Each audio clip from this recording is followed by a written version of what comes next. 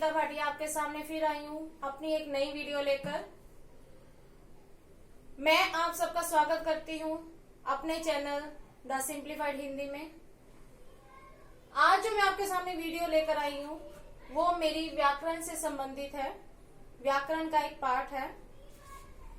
आज का मेरा जो विषय है वो है वाक्य भेद। वाक्य भेद को पढ़ने से पहले हमें सबसे पहले वाक्य की परिभाषा का पता होना चाहिए कि वाक्य होता क्या है। तो वाक्य क्या होता है? सार्थक शब्दों का वह व्यवस्थित समूह जो पूर्ण अर्थ प्रकट करता हो, वाक्य कहलाता है। यानी कि एक वाक्य में जो शब्द दिए गए हैं वो सारे के सारे शब्द एक व्यवस्थित समूह में होने चाहिए और अपना एक अर्थ प्रकट करते हुए होने चाहिए। उदाहरण के तौर पर हम लेते हैं पक्षी आकाश में उड़ते हैं। हमने इसे लिया, पक्षी आकाश में उड़ते हैं।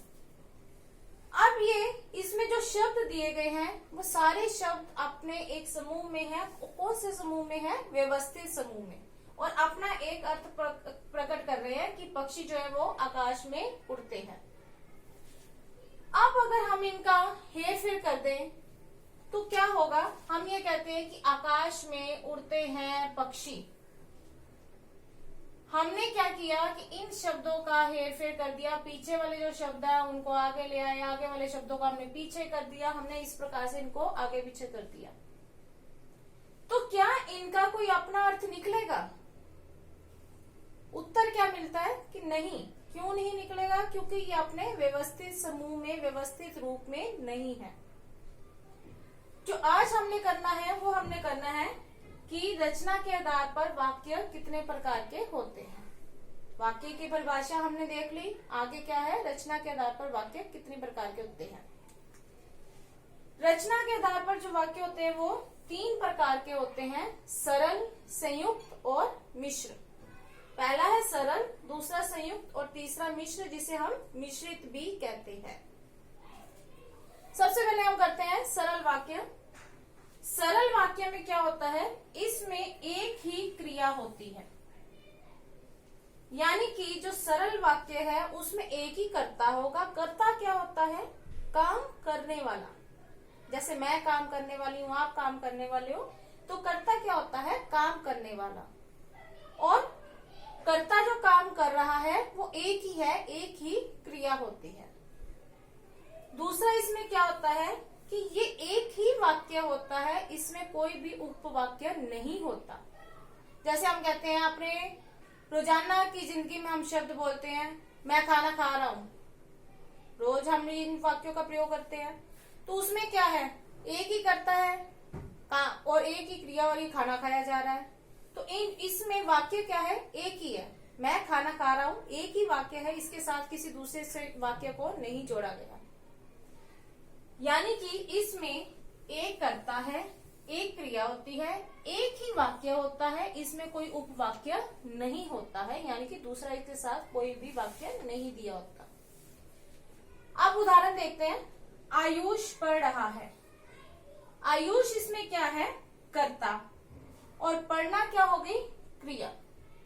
तो इसमें एक ही कर्ता है आयुष और क्रिया एक ही हो रही है कि वह पढ़ रहा है।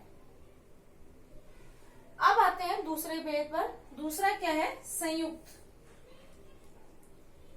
संयुक्त में क्या होता है कि इसमें 2 या 2 से अधिक स्वतंत्र उपवाक्य होते हैं। सरल वाक्य में ध्यान देने योग्य बात क्या है कि सरल वाक्य में एक ही वाक्य होता है, जबकि संयुक्त वाक्य में 1 से अधिक उपवाक्य होते हैं। और ये उपवाक्य क्या होते हैं? ये स्वतंत्र होते हैं। यानी कि दो वाक्य हमें जो दिए गए हैं उनका अपना अपना एक स्वतंत्र अर्थ निकलता है। अब ये उपवाक्य जो है वो किसी योजक के साथ जुड़े होते हैं। यानी कि कोई ना कोई इनके बीच में योजक चिन्ह लगा होता है जो कि दोनों वाक्यों को आपस में मिलाता है। अब जो योजक चिन्ह लगे होते हैं, ये ध्यान देने वाली बात है कि ये योजक चिन्ह जो संयुक्त वाक्य में होते हैं वो होते हैं समानाधिकरण। यानी कि क्या अर्थ है इसका? कि जो समान स्तर वाले उपवाक्य होते हैं। समानाधिकरण का अर्थ क्या है? समान स्तर वाले उपवाक्य। उदाहरण से आपको बताती हूँ। मोहन दिल्ली जाएगा, ये एक उपवाक्य है। मोहन दिल्ली जाएगा। शीला यहीं रहेगी, ये दूसरा उपवाक्य है और दोनों ही स्वतंत्र है। अब इन दोनों वाक्यों को मिलाया, संयुक्त बनाया। तो संयुक्त बनाने के लिए अभी आपको मैंने बताया कि योजक चिन्ह का प्रयोग किया जाता है। तो इन दोनों को मिलाने के लिए हमने कौन से योजक चिन्ह का प्रयोग किया? वो है और। ये समानाधिकरण योजक चिन्ह है और इसने दोनों स्वतंत्र उपवाक्यों को आपस में मिला दिया। अब कई बार क्या होता है कि इसमें तो हमें और दिया हुआ है, लेकिन कई बार हमारे साथ में कोई ऐसा वाक्य आ जाता है जिसमें जो योजक चिन्ह है वो नहीं दिखाई देते, वो योजक चिन्ह नहीं दिए होते। उदाहरण, क्या सोचा था, क्या हो गया। अब अगर हम इसे अपने दिमाग में सोचे तो इसमें क्या आएगा? क्या सोचा था पर क्या हो गया। वाक्य तो दिया हुआ है, इसमें वाक्य के लिए क्या किया गया है? इसमें कॉमे का प्रयोग किया गया, लेकिन इसमें योजक चिन्ह नहीं दिया गया। लेकिन हमने अपने दिमाग में इसको सोचा, इसका एक रूप बनाया, तब हमारे दिमाग में आया कि यहाँ पर योजक चिन्ह का प्रयोग होना चाहिए था। अब तीसरा क्या है? मिश्र। मिश्र वाक्य में क्या होता है कि दो या दो से अधिक उपवाक्य होते हैं और एक इसमें प्रधान उपवाक्य होता है और दूसरा गौण। एक प्रधान उपवाक्य होता है और दूसरा क्या होता है? गौण।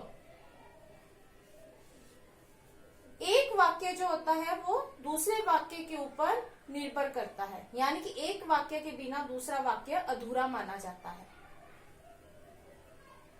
जहां पर संयुक्त वाक्य में योजक चिन्ह जो प्रयोग किए गए थे वो थे समानाधिकरण, वहीं पर मिश्र वाक्य में जो प्रयोग किए जाते हैं वो होते हैं व्यधिकरण, युगम। युगम क्या होता है?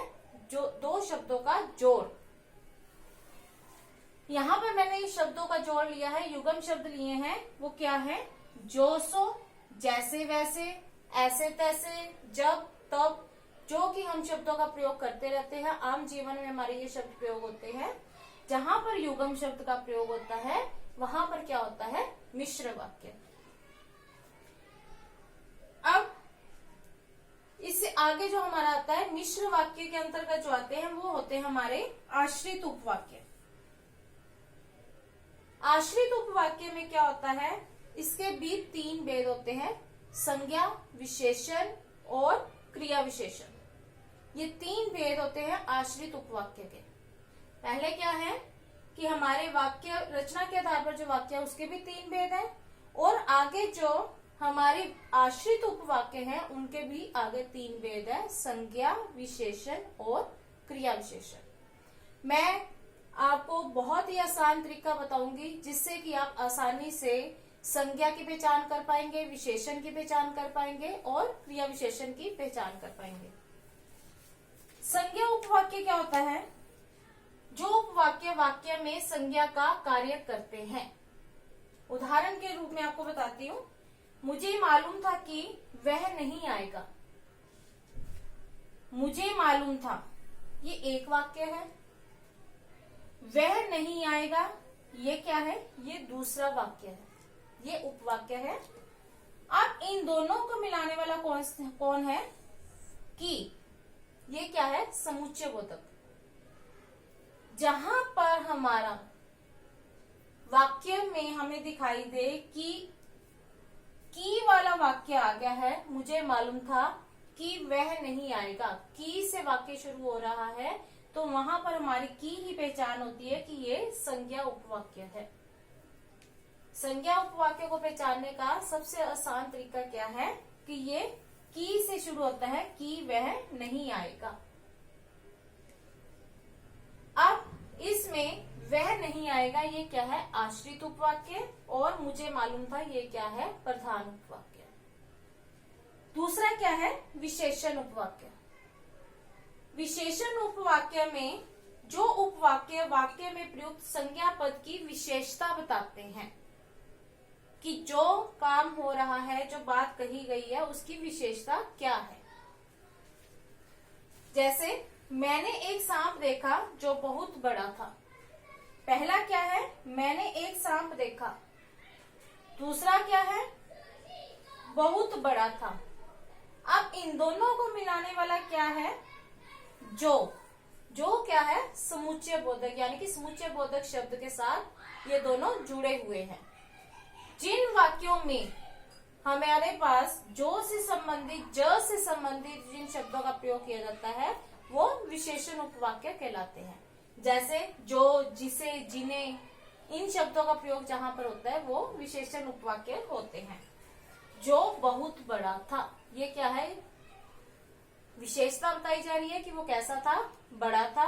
तो ये क्या है, हमारा आश्रित उपवाक्य, और ये क्या है, प्रधान उपवाक्य। इसमें अंतिम क्या है, क्रिया विशेषण उपवाक्य। क्रिया विशेषण उपवाक्य जो वाक्य क्रिया विशेषण पदबंध के स्थान पर प्रयुक्त हो सकते हैं। जैसे मैं जहां रहता हूं वहां अब कोई नहीं रहता। अब इसमें क्या हुआ है, अगर आप ध्यान से देखें तो यहाँ पर दो शब्दों का प्रयोग हुआ है, जहां और वहां। ये दो शब्दों का प्रयोग हुआ है और ये दोनों क्या है, युगम। जब भी हम बोलते तो आते हैं जहां, वहां, जब, तब, जैसे, तैसे, ऐसे शब्दों का जहां प्रयोग होता है तो वो क्या कहलाते हैं, युगम। तो ये क्या है, जहां, वहां, दो शब्दों का प्रयोग हुआ।